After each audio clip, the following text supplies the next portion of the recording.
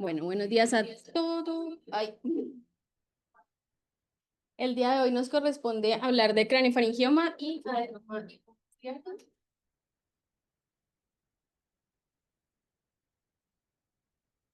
Ay, me quedé con- Bueno, entonces, como en todos los temas, vamos a hablar un poquito de generalidades, clasificación, un poquito de las bases moleculares, el abordaje clínico y el tratamiento. Entonces, como siempre, hablamos de la clasificación de la Organización Mundial de la Salud del 2021. En este caso nos vamos a enfocar en los tumores de la región celar y vamos a hablar entonces del craneofaringioma, tanto el adamantinomatoso como el papilar y los adenomas pituitarios. Entonces, empecemos hablando del craneofaringioma. El craneofaringioma se considera un tumor grado 1 de la OMS, sin embargo, aun cuando es un tumor grado 1 de la OMS, se considera todo menos benigno, sobre todo por la ubicación. Como la ubicación está próximo al quiasma óptico, al polígono de Willis, a la hipófisis y al hipotálamo, va a tener un alto riesgo de desarrollar morbilidades que vamos a ir viendo a lo largo de la clase, pero adicionalmente los tratamientos pueden afectar tanto negativamente pues la calidad de vida de los pacientes. En cuanto a la epidemiología, sabemos que más o menos el 5 al 10% corresponde al 5 al 10% de todos los tumores intracraneales de la niñez, ocupando más o menos el cuarto lugar dentro de todos los tumores intracraneales y va a tener dos picos. Ahorita vamos a ver que dependiendo del craneofaringioma vamos a tener uno más en pediatría y otro más en adultos, pero en general vamos a tener un primer pico entre los 5 y los 14 años y un segundo pico en los adultos entre los 50 y los 75 años. Tienen muy buenas supervivencias generales de vida. Más o menos la supervivencia general a los 5 años está alrededor del 90% y a los 10 años del 80%. Sin embargo, va a tener una tasa de recurrencia muy alta, aproximadamente del 50%. Vamos a tener entonces dos tipos de craneofaringiomas que en realidad, aunque tienen el mismo nombre, como vieron en la clasificación, son dos tumores diferentes y ahora vamos a ver el por qué. Entonces vamos a tener el craneofaringioma adamantinomatoso, que es más frecuente en la niñez y va a tener una tasa de recidiva mucho más alta. Y de los papilares, que es sobre todo un tumor de adultos, pero lo vamos a ver sobre todo porque puede llegarnos en esos niños grandes, o sea, los adolescentes de 17, 18 años. A esos niños ya les puede ocurrir este tipo de craneofaringiomas, los papilares, y por eso pues vamos a hablar un poco de ellos. Van a tener dos teorías grandes del desarrollo de estos tumores. Entonces vamos a hablar inicialmente de la teoría metaplásica. La teoría metaplásica surge de los craneofaringiomas papilares y lo que se dice es que se va a formar a partir de precisamente metaplasia o mutaciones somáticas en células que ya están diferenciadas a nivel de la adenohipófisis y esas células ya diferenciadas son las que van a dar origen a las células cancerosas a nivel de los nidos de células escamosas.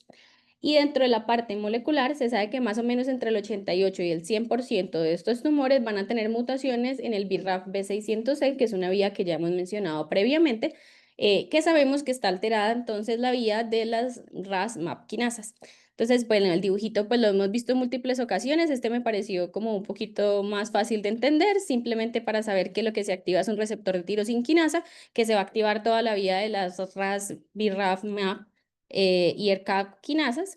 Y lo que vamos a tener es una mutación precisamente en el BRAF y esa mutación lo que nos va a llevar es a una activación independiente de factores de crecimiento que va a llevar a la proliferación celular, a la angiogénesis y a la inhibición de la apoptosis. Esto es de los craneofaringiomas papilares.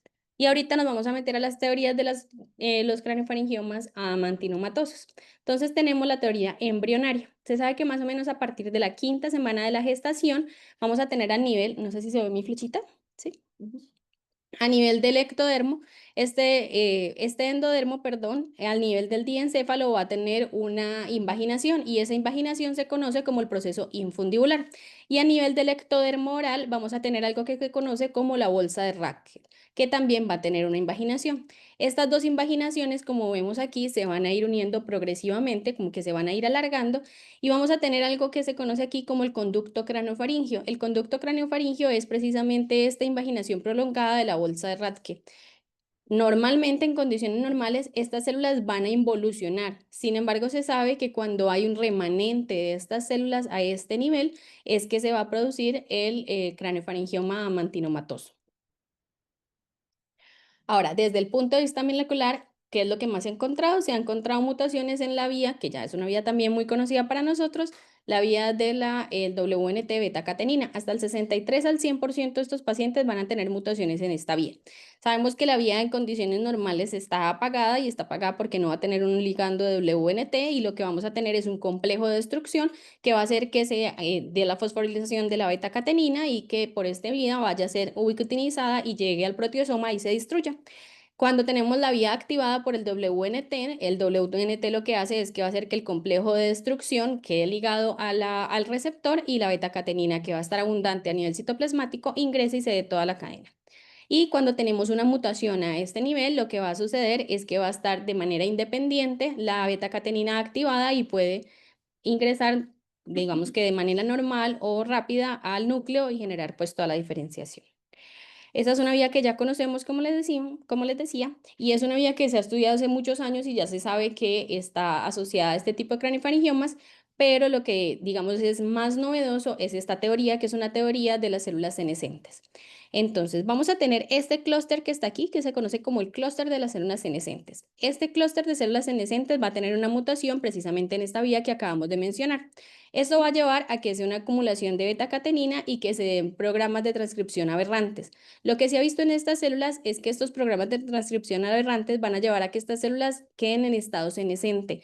Es decir, no es que tengan una proliferación aumentada estas células, sino que se van a quedar o van a inhibir su apoptosis y se va a quedar de esta forma. Y cuando se ha visto qué es lo que liberan estas células, liberan aumento de la interleuquina 6, interleuquina 8, todos estos factores de quimiotaxis y factores de crecimiento. Estas células van a liberar estos factores de crecimiento y estos factores inflamatorios. ¿Y a quiénes se lo van a liberar? A las células que están en este epitelio que se conoce como el epitelio de empalizada. Estas células epiteliales y estromales entonces van a activar su vía de la MAP quinasa, que antes se creía que solamente era de los craniofaringiomas papilares. Ahorita ya se sabe que en los amantinomatosos van a tener una activación de la vía de la MAP quinasa y por eso precisamente es que se ve como ese crecimiento que es típico, que es como en dedos, como así, como en empalizada, así, en deditos. Es típico porque hay todo un componente inflamatorio de crecimiento celular alrededor de este, como un cúmulo de células senescentes. Adicionalmente, entonces, como vamos a tener que todas estas células van a tener activada su vía de la MAP quinasa, va a haber un componente inflamatorio alrededor del tumor que es muy importante y ahorita lo vamos a ver en la patología. Ahora, ¿esto por qué es importante? Es importante porque esto nos promueve o nos da opciones de otros tratamientos adicionales en este tipo de tumores. Entonces, aquí, aunque no estamos hablando de tratamiento, pero con la doctora dijimos, primero pongámoslo aquí como para que quede claro la relación. Entonces, vamos a tener los craniofaringiomas papilares que sabemos que tienen activada la vía de la MAP quinasa y si tenemos algún inhibidor de esta vía, entonces ya se ha visto, esto ya tiene demasiada evidencia, hay disminución de la proliferación de los craniofaringiomas papilares cuando tengo inhibidores de la MAP quinasa. Y como ya vimos en la anterior, lo que digamos que de los factores que más se libera es la interleuquina 6, entonces también se ha visto, y ahorita lo vamos a ver más adelante en unos estudios, que cuando tengo el tocilizumab, que es un inhibidor de la interleuquina 6, también voy a tener disminución de la inflamación y voy a tener disminución de toda esta transición mesenquimal, disminución del fluido quístico, de la invasión tumoral y de la progresión tumoral. Y por eso es importante conocer como esta teoría. En cuanto al abordaje clínico, entonces sabemos que es un tumor de crecimiento lento y en general el diagnóstico va a ser tardío cuando el paciente va a presentar síntomas de hipertensión endocraniana o endocrinopatías y generalmente se presenta años después de que el tumor haya empezado a crecer. Vamos a tener tres componentes principales en el cuadro clínico. La primera es la proximidad. Por la proximidad al tumor, yo puedo tener compromiso visual a este nivel porque sabemos que va a estar a este nivel y puede generar compresión del quiasma óptico. Puedo tener hidrocefalia obstructiva asociada a compresión del tercer ventrículo y obviamente como voy a tener compromiso hipotalámico, voy a tener disfunciones endocrinas. Entonces, dentro de la presentación clínica, hasta el 50% de estos pacientes se va a presentar inicialmente con cefalea y esto se está asociado al aumento de la presión intracraniana y obviamente puede estar asociado a náuseas y vómitos. Hasta el 70% de los pacientes puede presentar síntomas visuales, lo más frecuente es la mianopsia bitemporal y obviamente como una de las opciones es que se presenten niños chiquitos, niños menores de 5 años, va a ser tan fácil que nos diga cuál es su alteración visual, pero sí una de las manifestaciones más frecuentes es la falta de atención. Y hasta el 85% de los pacientes se puede presentar con alteraciones hormonales y se dice que al menos va a llegar con un déficit hormonal a la consulta inicial. Dentro de los déficits hormonales o las alteraciones en el sistema endocrino, la más frecuente es los déficits de la gonadotropina croniónica y se va a presentar como retraso pural o como pubertad precoz, dependiendo de la edad de presentación. Hasta el 75% se puede presentar con alteraciones o déficit de la hormona del crecimiento, presentarse como talla baja. Hasta el 50% con déficit de la ACTH, que va a presentarse con todos los síntomas de hipocortisolismo, hipoglicemia, mareo, adonexias, el 25% con déficit de vasopresina, con diabetes insípida, y el 20% con déficit de TSH con hipotiroidismos centrales. También se ha visto que hay otros síntomas que digamos que antes estaban menos estudiados y ahorita ya se sabe que con toda esta cascada inflamatoria también se pueden presentar y es algo que se conoce como la obesidad hipotalámica. Se sabe que aun cuando el tumor no esté invadiendo el hipotálamo, como tiene tanta respuesta inflamatoria, se ha visto en los estudios que uno ve el tumor y toda la cascada inflamatoria que tiene alrededor del tumor, si llega a tocar el hipotálamo, puede generar todas estas alteraciones endocrinas. Entonces, no es necesariamente el tumor el que tiene que estar dañando, pero sí toda la cascada inflamatoria puede generar todos los cambios alrededor. Adicionalmente, puede generarse trastornos del sueño y otros trastornos que son muy frecuentes, pero que antes no se asociaban tanto, que son los trastornos psicosociales. Trastornos conductuales, psiquiátricos, ansiedad, depresión, apatía, también están asociados con el desarrollo tumoral. En cuanto a la histopatología, según la clasificación, entonces ya les había dicho, esto es un tumor grado 1 de la OMS y se describen los dos subtipos histológicos que ya hemos mencionado. Entonces, dentro de los craniofaringiomas amantinomatosos, tenemos que son tumores heterogéneos que van a tener dos componentes principales. Uno que va a ser el componente epitelial tumoral y otro que va a ser del tejido glial reactivo, precisamente por toda la cascada inflamatoria. Dentro de toda esta parte como sólida, digámoslo así, vamos a tener algo que se conoce como nódulos densos. Estos nódulos densos, si los vemos, son muy parecidos a los que nos describían en la fisiopatología de la cascada inflamatoria. Y tenemos este componente aquí de este nido, que ya habíamos dicho que son un clúster de células senescentes. Este nidito de aquí es literal como lo estábamos viendo en la figurita antes. Y estos van a ser los que van a tener mutado el gen de la beta-catenina. Y por eso es que precisamente estos son los que van a teñir a ese nivel o por inmunohistoquímica. Y dentro de los craniofaringiomas papilares vamos a tener grandes láminas de epitelio escamoso, si ven son diferentes, son muy diferentes, grandes láminas de epitelio escamoso y van a tener unos núcleos centrales fibrovasculares, que es diferente a la otra que era una cascada proliferatoria inflamatoria. Y este, como ya sabemos, va a tener mutación en el BRAF B600E y por lo tanto, pues va a ser positiva la inmunohistoquímica para este.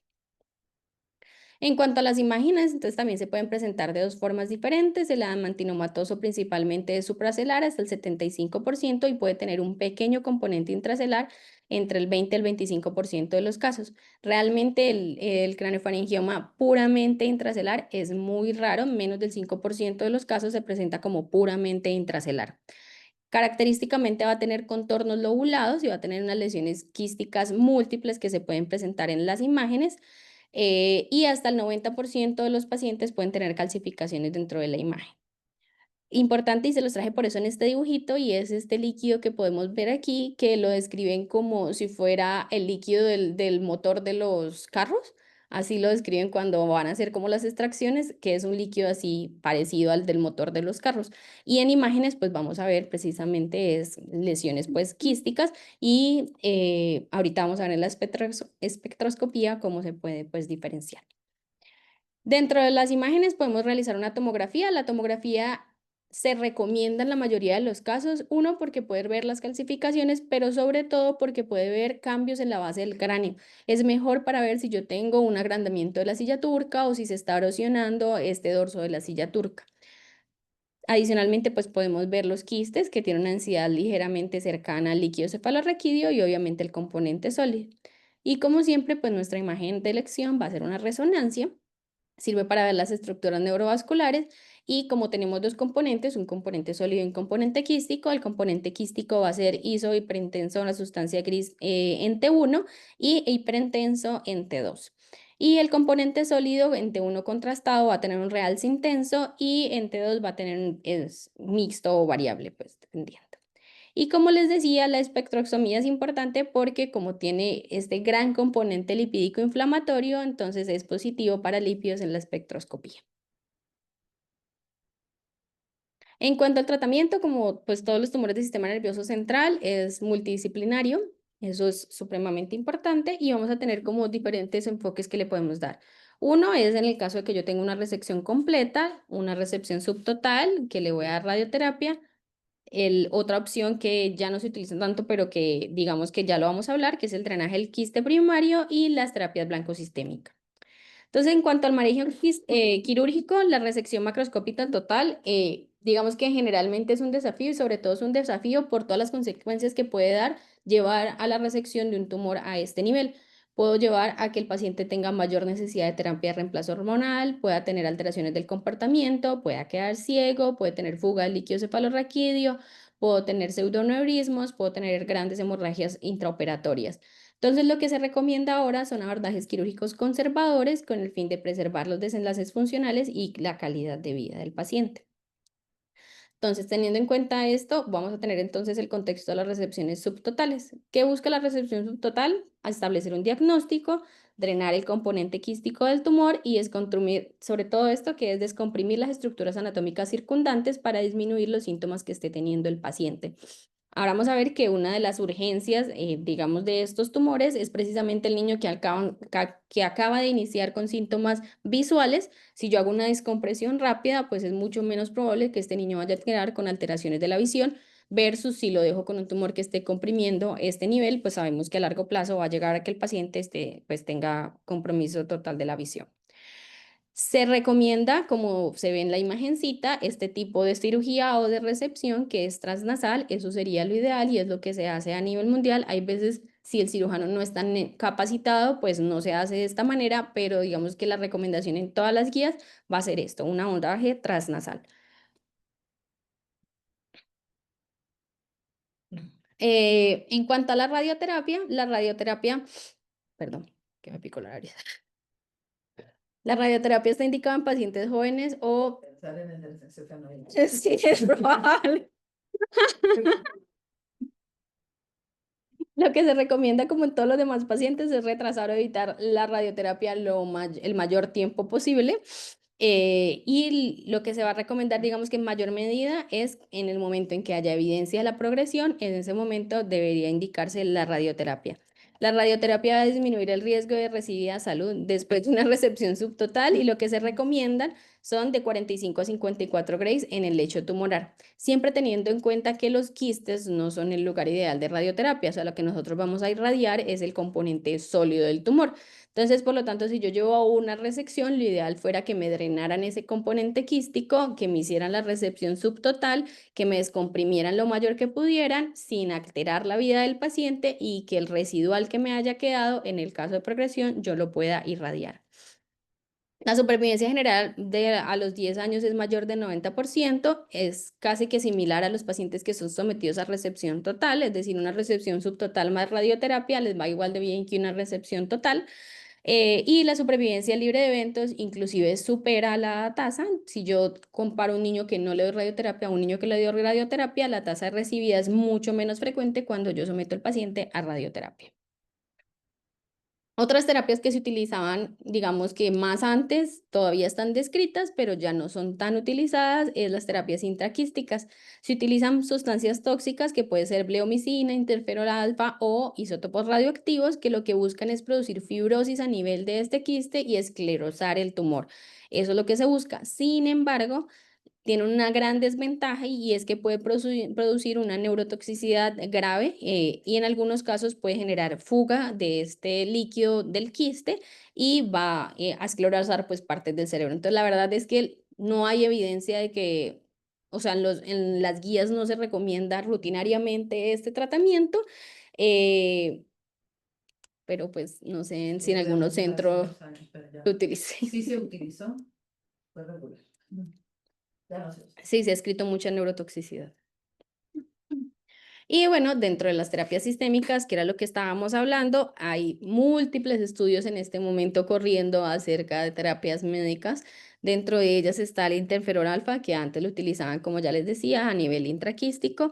También el tocilizumab, que ya habíamos hablado, esto es de los que más evidencia tienen en reducción del quiste.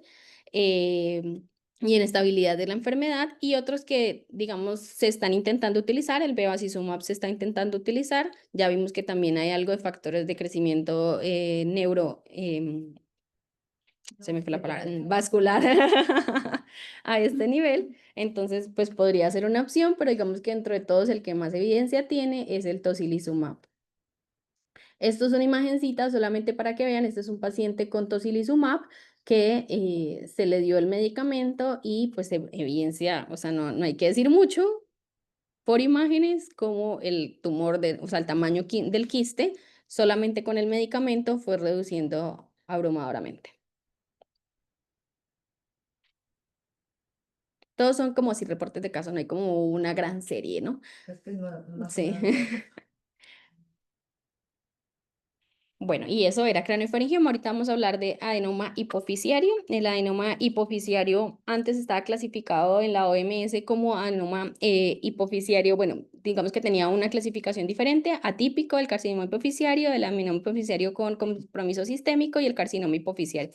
Ahorita vamos a ver por qué esto es importante igual reconocerlo dentro de la historia natural de la enfermedad.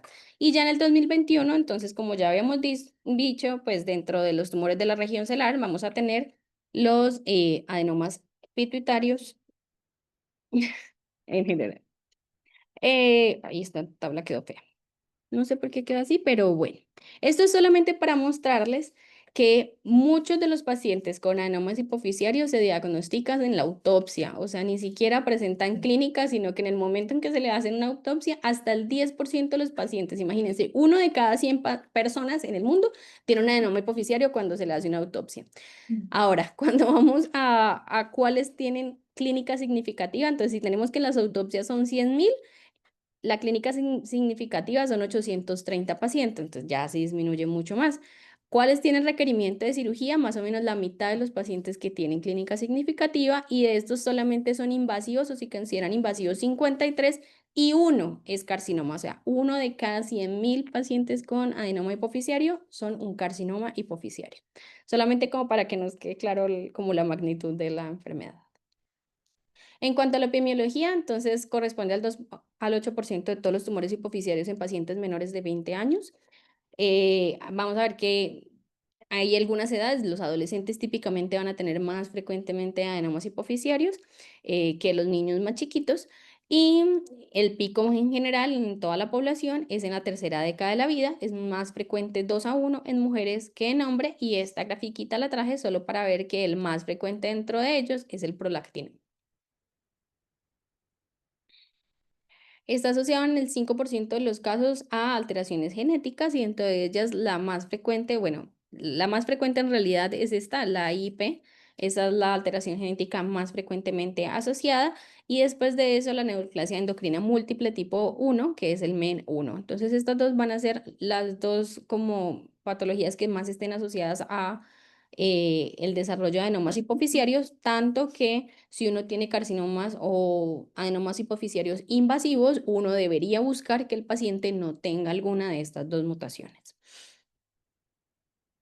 Bueno, ¿cuándo sospechar que no tiene esta mutación? Entonces, en realidad esto es un gen supresor tumoral que va a codificar una proteína que regula el crecimiento y la división celular a nivel de la hemófisis. Y entonces cuando yo tengo un paciente con un macroadenoma hipofisiario menor de 30 años que presente alguna de estas alteraciones, ya sea que tenga acromegalia o gigantismo, que tenga un adenoma, como les decía, invasivo o gigante, que tenga resistencia parcial a cargonina o al octreotide, o que tenga historia familiar de adenomas hipofisiarios, en todos estos pacientes uno debería sospechar que el paciente tenga alguna de estas mutaciones y debería enviar al paciente a genética. Entonces, como les decía, esto tiene una historia natural de la enfermedad. Vamos a empezar con una glándula pituitaria normal. Primero va a llevar a un microadenoma. Este microadenoma normalmente es asociado a inestabilidad cromosómica. Entonces, lo que se ha visto como digamos en la parte molecular es que cuando hay la asociación es a inestabilidad cromosómica o a mutaciones somáticas o en la línea germinal, y por eso va a llevar a un microadenoma. Posteriormente, digamos que dentro de la historia natural de la enfermedad va a tener una desregulación paracrínea y una disfunción en las cromátidas o a nivel epigenético, y eso va a llevar a que el paciente pueda presentar un macroadenoma, y por cambios desconocidos que generalmente están asociados a mutaciones genéticas, vamos a tener un adenoma invasivo o agresivo. Entonces vamos a tener diferentes abordajes clínicos. Vamos a tener primero un abordaje clínico o funcional, es decir, dependiendo de la actividad endocrina que tenga este tumor. Un abordaje anatómico, es decir, si es chiquito o grande, microadenoma o macroadenoma, y un abordaje histológico.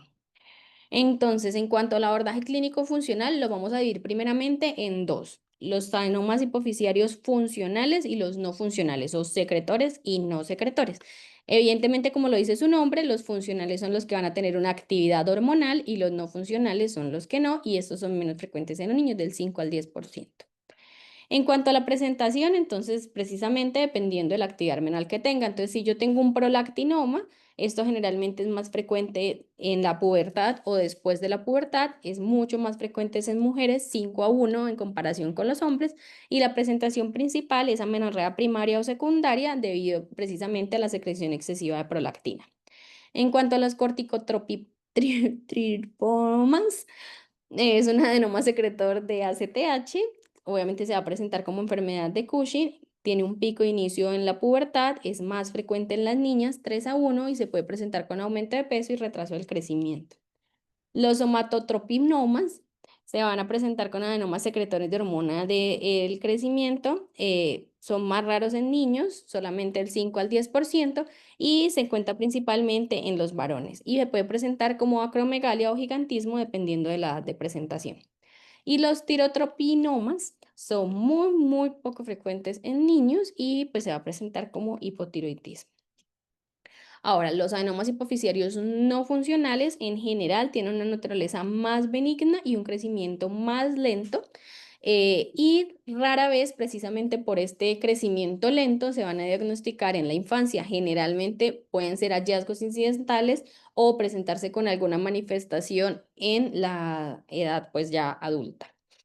Y la aplopejía pituitaria es un infarto o una hemorragia de inicio abrupto a nivel de un adenoma hipoficiario. También es raro, pero es una complicación más grave y es muy raro en niños. Se presenta mucho más en adultos.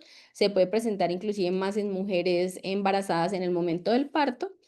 Y se presenta con dolor de cabeza repentino e intenso que se puede acompañar con neuropatías craneales, sobre todo por compromiso a nivel del seno cavernoso o del el quiasma óptico. Chun, chun, chun. Bueno, esto es lo mismo que ya les había dicho. Y las imágenes. Entonces, por imágenes, una de las imágenes es el angioTAC. El angioTAC va a servir porque sirve para evaluar la anatomía ósea y también vascular, y sirve para ver el grado de neumatización a nivel del seno esfenoidal, precisamente para las intervenciones. Este también es un tumor que se debe abordar por vía transnasal o transesfenoidal. Dentro de las imágenes, ya sabemos, la resonancia es nuestra imagen de elección. Está ubicado a nivel de la silla turca, es hipointensa ante 1 y muestra un realce con contraste más lento, retardado o ausente. Esto es importante, como decirle cuál es la sospecha clínica al radiólogo, porque es importante que el radiólogo lo esté viendo en el momento en que se esté tomando, precisamente por este realce retardado o ausente, porque muchas veces si solamente se toma como la imagen, no se puede apreciar que es como, digamos, la cinética del contraste. Entonces, por eso, digamos que lo que recomiendan las guías es que se le diga al radiólogo la sospecha diagnóstica para que él esté en el momento del paso del contraste para que vea ese realce tardío. En cuanto al tamaño, ya pues habíamos dicho, se dividen en microadenomas o macroadenomas. Los microadenomas son aquellos que se consideran menores de 10 milímetros o menores de 1 centímetro, y los macroadenomas son aquellos que son más grandes, mayores de 1 centímetro. Y en cuanto a esta patología, entonces, pues evidentemente dependiendo de lo secretor que sea el tumor, entonces así yo voy a tener una inmunohistoquímica positiva para cada uno de ellos. Aquí les traje una tablita donde si tuviéramos disponibilidad de todos estos reactivos, esta sería la forma en que clasificaríamos por medio de histopatología cuál es el componente secretor. Obviamente igual por clínica o por laboratorios, pues es fácil diferenciarlo, pero pues esta es otra forma de diferenciar el tipo del tumor. Y en cuanto al tratamiento, entonces, bueno, el manejo quirúrgico va a depender precisamente lo mismo que en los craneofaringiomas, del deterioro rápido de la visión, precisamente la misma ubicación, y entonces eso va a hacer que sea una de las más grandes complicaciones. El objetivo va a ser entonces normalizar la secreción hormonal y la resolución o el cese de la progresión de los defectos neurológicos. Como les decía, el abordaje quirúrgico también es transesfenoidal para evitar lesiones en la pituitaria, entonces pues esta es como la mayor recomendación. En cuanto a la radioterapia, cuando se dé resecciones subtotales, la radioterapia realmente es eficaz, tiene una ventaja y es que no es invasiva y es adecuada para los pacientes con alto salud, dinero, riesgo quirúrgico y se recomienda en estos tres casos, ¿vale? Ya vamos a ver por qué no se recomienda, por ejemplo, en los prolactinomas. En los prolactinomas no está recomendado, pero en estos tres tipos de tumores sí está recomendada la radioterapia en el caso de progresión. Estos son, pues, la técnica, la radioterapia convencional. La dosis que se recomienda es esta de 45 a 54 grays en 25 a 35 fracciones. También se puede dar una fraccionada estereotáxica, que es más precisa y hace menos daño. Y pudiéramos dar gamma knife, que es otra opción en estos pacientes, que son grandes dosis de radioterapia, o sea, de radiación, más bien más que de radioterapia, pero cuando los tumores son chiquitos, es decir, si yo tengo un remanente muy chiquito, yo lo que puedo hacer es dar gamma knife en ese remanente chiquitito y hacer como radiocirugía a ese nivel. Obviamente más eficaz, menos efectos adversos. Y bueno, para el manejo, entonces existen múltiples guías. Ya van a ver que las guías de estos pacientes son guías endocrinológicas, no son guías oncológicas, porque ellos son los que pues, más manejan estos pacientes. Entonces, para el abordaje general de una masa pituitaria, de lo que más tenemos que ver, como empezamos, es si el adenoma es secretor o no es secretor. Y si es microadenoma o es macroadenoma. Entonces, si yo tengo un microadenoma menor de 1 centímetro, y el no secretor, entonces yo pudiera hacer una observación y evaluar, como hacer un seguimiento y ver si el paciente desarrolla algún síntoma o no desarrolla algún síntoma, obviamente teniendo en cuenta precisamente este seguimiento endocrinológico. Y si es un macroadenoma y está sintomático, entonces yo lo que tengo que hacer es una cirugía transesfenoidal. Esa es la indicación. Vamos a ver que existen tablitas para cada uno de los tipos. Entonces, dentro de las más importantes está precisamente que es este, que es el prolactinoma. ¿Por qué es importante el prolactinoma? Porque va a tener terapia específica sin necesidad de que yo tenga que hacer cirugías adicionales. Entonces, si yo tengo un micoprolactinoma y está asintomático, yo simplemente le puedo hacer como seguimiento. Si yo tengo un microprolactinoma y está asintomático o tengo un macroprolactinoma, entonces yo lo que le puedo dar es un agonista dopaminérgico. Este agonista dopaminérgico, que es la bromocriptina o la cabergolina, cualquiera de las dos, logra la normalización de los niveles de prolactina hasta en el 68% de los casos y logra reducción tumoral hasta 62% de los casos. Entonces, por eso esa es la primera medida que hay que dar, un agonista dopaminérgico para intentar, sin necesidad de nada más adicional, hacer resolución de los síntomas y control tumoral. En cuanto a perdón, los de factores de crecimiento o los tumores productores de hormona de crecimiento, entonces una de las cosas que hay que hacer es evaluar el test de tolerancia a la glucosa porque ya sabemos que está asociada al IGF-1 y hacer cirugía transesfenoidal. Si con la cirugía transesfenoidal logro hacer la resección total, perfecto.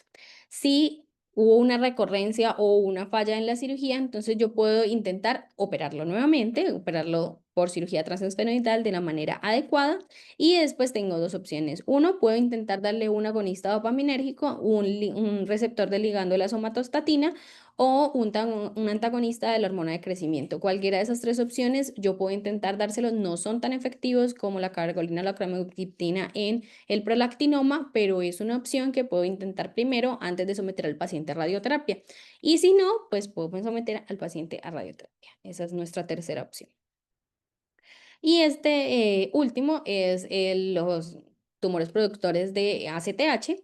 Entonces, esta es básicamente lo mismo, medir los niveles de ACTH, ver si están elevados los niveles de ACTH, ver si suprimen o no dependiendo del test de reacción y hago una cirugía transesfenoidal. Si la cirugía es completa, está perfecto. Si fallo la cirugía o tengo resonancia, yo primero intento reoperarlo, a ver si el cirujano quiere reoperarlo. Y si no quiere reoperarlo, entonces yo hago bloqueos con drogas adrenales, tampoco son tan efectivas, más o menos el 50%, un poco menos, Si no, entonces intento hacer una adrenalectomía bilateral, sobre todo en los adultos, y si no, mi último paso y opción, radioterapia. Y por último, simplemente mencionar los tumores pituitarios agresivos o carcinomas. Es diferente, ya lo vimos, pero tener en cuenta que cómo uno considera que un tumor es invasivo, es decir, cuando uno debe considerar que un adenoma es invasivo. Entonces, se debe considerar cuando tengo una progresión tumoral inusualmente rápida. Normalmente son tumores de crecimiento lento. Si yo veo que en 3 meses yo le tomé una resonancia y el tumor creció rápidamente, esto es un adenoma invasivo. Si tiene progresión tumoral clínicamente relevante a pesar de las terapias óptimas, es decir, yo ya lo operé, le di radioterapia o le di tratamiento médico y el paciente igual sigue progresando, eso no es normal, es invasivo. Y siempre tiene que hacerse evaluación radiológica cada 3 a 6 meses en pacientes que yo tengo sospecha de que están cursando con un tipo de adenoma invasivo. Em, bueno, esto también es importante y es que estos pacientes van a tener mayor riesgo de metástasis y entonces, por lo tanto, se recomienda en estos pacientes de adenomas hipoficiarios invasivos hacer resonancia magnética cerebral y de columna y hacer evaluaciones sistémicas, por ejemplo, con PET. Y el tratamiento, pues bueno, lo mismo, tiene que ser una cirugía por un neurocirujano experto, se recomienda la radioterapia, más o menos de 3 a 6 meses después de la cirugía, en caso de que yo tenga un remanente tumoral. Y una de las quimioterapias que está siendo, digamos que evaluada en este momento y que se considera óptima en estos pacientes, en los casos de que no responda al tratamiento anteriormente mencionado, es la temozolomida. La temozolomida en monoterapia tras la progresión documentada está indicada y la dosis es de 150 a 200 miligramos metro cuadrado por 5 días consecutivos cada 28 días y se tiene que evaluar la respuesta al tratamiento cada 3 ciclos y es muy frecuente que toque volverla a utilizar. Lo bueno es que cuando toca volverla a utilizar, vuelven y responden a la temozolomida. Entonces, pues es un medicamento efectivo en estos pacientes. Y eso es todo. Muchas gracias, Valentina. La verdad es que los adenomas de profesores que nos llegan casi siempre son macroadenomas. Los microadenomas realmente no nos los mandan porque los maneja como el ministro Vale muy bien el endócrino. Pero cuando te llegan son casos bien complicados. Yo le estaba platicando de algunas experiencias que nos han mandado, porque son macroadenomas, porque están asociados al AMEN, porque tienen las mutaciones de APNA y PI. Y eso se tienen que manejar con la temozolomida, con radioterapia o con radiocirugía combinada. Y entonces hay que saber. Yo sé que es muy poco frecuente, pero se los pongo porque cuando vengan a oncología sí te va a llegar y no te va a llegar el fácil. Te va a llegar el que ya paso por 1, 2 o 3 endocrinólogos y pues hay que ayudarle. Las guías de endocrinología son las mejores para poder tener las estrategias de seguimiento. Y muchos de estos niños pues tienen el síndrome de Menú, como ya se los mencioné. Porque digo, hay que darle seguimiento a todos los demás lesiones, ya ves que tienen complejo también, tienen lesiones en otros lugares, o pueden hacer otros tumores malignos. ¿Estudian ustedes o se refieren? Y no sé, y es una parte. Sí, faltaba el predominio. Pues échatelo, porque sí.